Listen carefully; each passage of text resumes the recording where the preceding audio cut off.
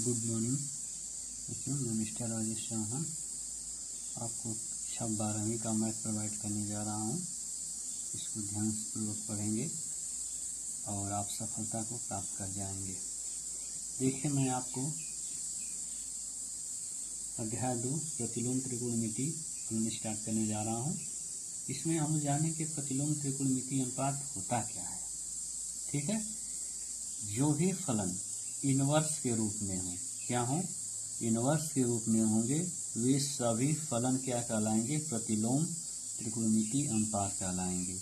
जैसे sine inverse theta लिख सकते हैं, कास इनवर्स थीटा लिख सकते हैं, टेन इनवर्स थीटा लिख सकते हैं, cosec inverse theta, sec inverse theta और काट इनवर्स थीटा होते हैं। इन सभी फलनों को हम क्या बोलेंगे, प्रतिलोम त्रिकोणमिति अनुपात कहेंगे या फलन कहें, दोनों बातें कही होती है। अब एग्जाम्पल ले सकते हैं कि मान सकते हैं कि साइन थीटा बराबर एक्स है, यानी वह कौन सा कोण है जिसका मान क्या होगा, यक्स होगा। यानी वह कौन सा कोण है जिसका मान क्या होगा, यक्स होगा। तो हम उसको कैसे निकालेंगे, हम क्या लिखेंगे, थीटा बराबर साइन इनवर्स एक्स, यानी थीटा हुआ, ठीक है, थीटा हुआ कोण है जिसका मान क्या होगा, यक्स होगा। अर्थात यक्स का मान यदि आपको प्राप्त है तो थीटा का मान प्राप्त हो सकता है। जैसे किस कोण थीटा का मान यक्स है, साइन के रूप में।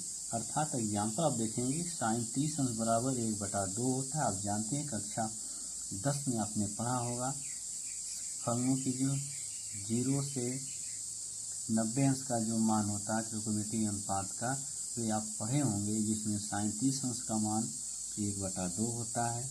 तो अब 30 अंश का मान बराबर लिख सकते हैं साइन इनवर्स 1/2, अर्थात 1/2 साइन इनवर्स का मान जो होता है 30 अंश होगा। ठीक, साइन इनवर्स 1/2 के मान को 30 अंश या π/6 आप लिख सकते हैं।